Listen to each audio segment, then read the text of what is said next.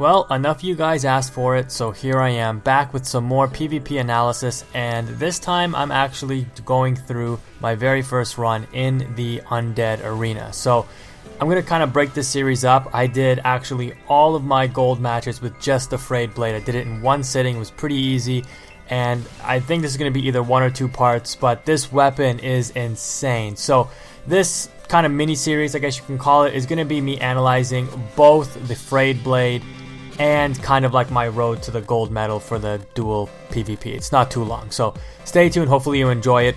Just as a quick note, our record, I think we lost about 6 or 7 matches, and I guess we won about like 43 or so, 43, 44 matches. It was a pretty fun time. There's definitely some new and interesting changes to this game that I didn't know about, that I definitely learned through playing through the Undead Arena, and I will be mentioning some of those things as they relate to the Frayed blade, because it is definitely significant in terms of how poise and armor and stuff works now. As you can see right there, that guy just did a charged R2, I did a running R1 on him with the katana, and it didn't stagger him out of his attack. He's using a weapon that has a lot of hyper armor and very heavy armor, which likely has a lot of poise. So the mechanics of the game have changed a lot, and it does change the way that PvP works, and it is very significant for katana builds, whereas before they used to be pretty much untouchable in my opinion, just because you could stagger people out of attacks. An enemy would likely need to hyper armor through, like anticipate you coming in to attack them, and it would be kind of risky in order for them to get the damage on you. Now it's not so easy with the katana. However, that being said, this katana definitely excels in several categories, and in my opinion, it's the new best katana. Chaos Blade, still very good, but in my opinion, just not nearly as much utility as this katana has. Now, the difference obviously is that the Chaos Blade has the traditional weapon art. If you haven't seen any of my videos about the Chaos Blade, I'll probably link them in the description. And a quick side note as well, you can check out the build that I use for this video and this whole series of getting the gold medal in the dual arena in the description as well. But the Chaos Blade has like kind of the whipping out weapon art. It lunges forward, kind of like if you've ever watched the anime Kenshin, his trademark move. It whips out, and it's really quick, and it does a good amount of damage. Very, very great to punish people with. Now, this katana kind of has the same move. It's not nearly as much range, but it can potentially do a lot more damage, and it is its L1 into R2, which is like kind of like the whip out attack, which is right there, you saw.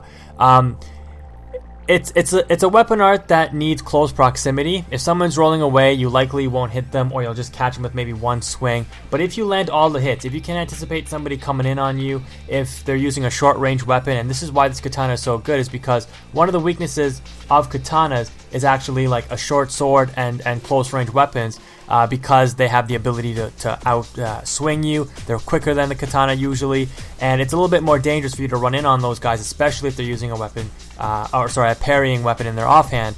So this katana, running up and doing that weapon art, or seeing an enemy approaching you, having that stance ready with that weapon art, can really help dish out and condition your opponent in a lot of ways to kind of make yourself safe and alleviate some of that pressure from parrying weapons and short weapons. So it's very, very good for that.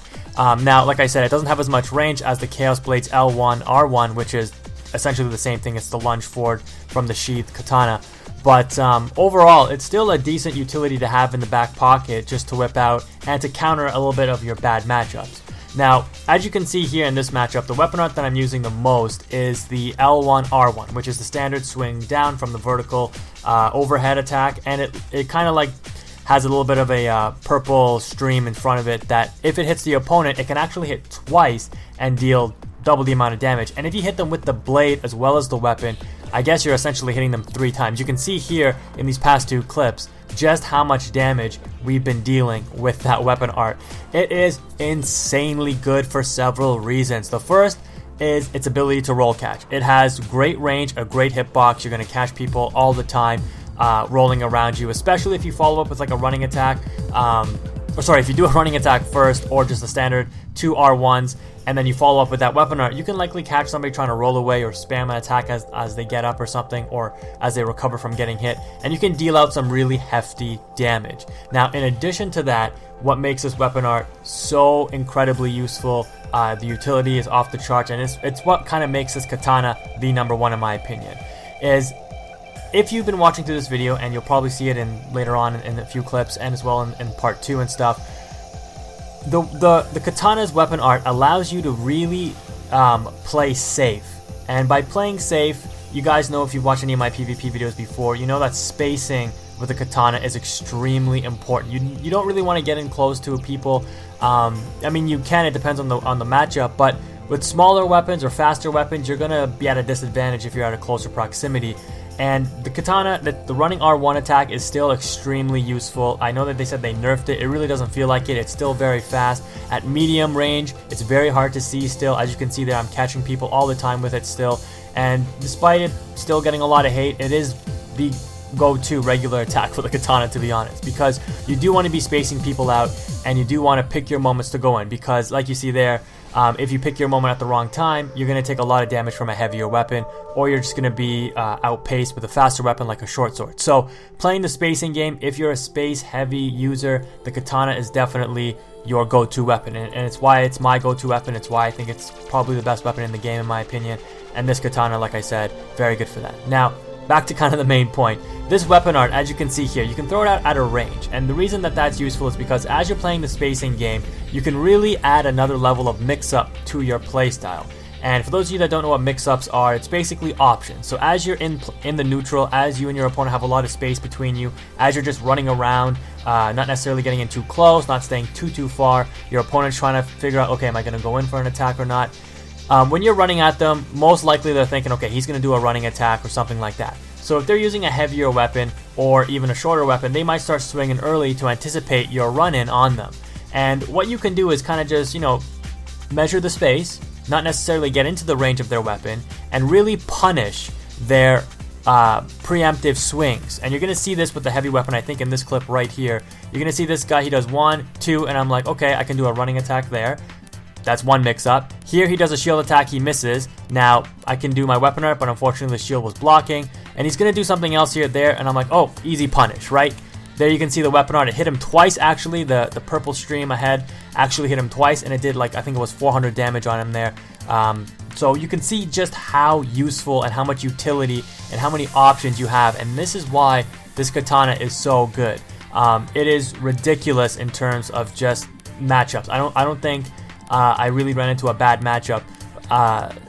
That being said, though, there are some matchups where the katana can struggle a lot, and one of the ones where it can struggle is if you're facing up against a greatsword with a lot of armor. Like I said in the beginning of the video, poise plays a big role now in PvP, and you can no longer, see an attack and punish it really easily unless you're absolutely sure the recovery frames of your opponent's attack will not recover fast enough for them to follow up with another attack and punish you.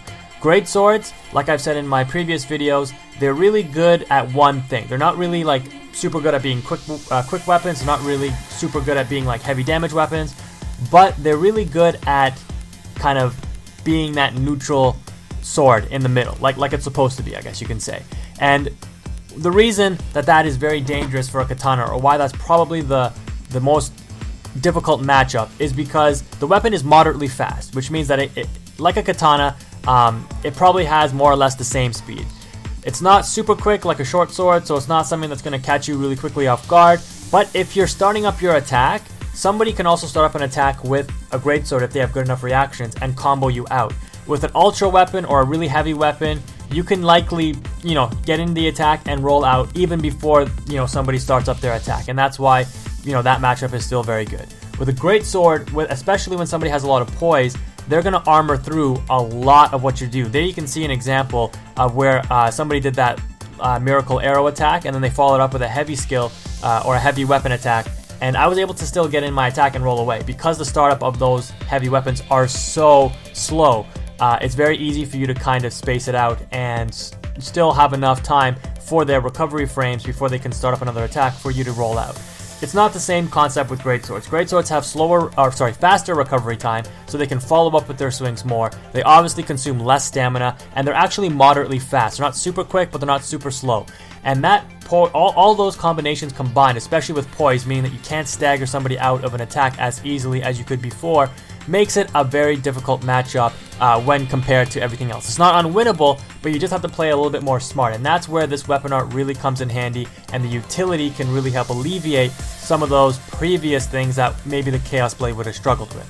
Anyways guys, that does it for part 1. Hopefully you enjoyed. Thank you so much for all the support you guys have been giving me on the stream, including the donations and everything. I really appreciate it, and I hope to get back into uploading videos soon. It was really fun to do this video, and if you want to see more, drop a like on the video, check out the channel for more Dark Souls content, and of course, if you haven't already, please subscribe. It's really appreciated. But that's it guys, stay tuned for part 2. Have a good one.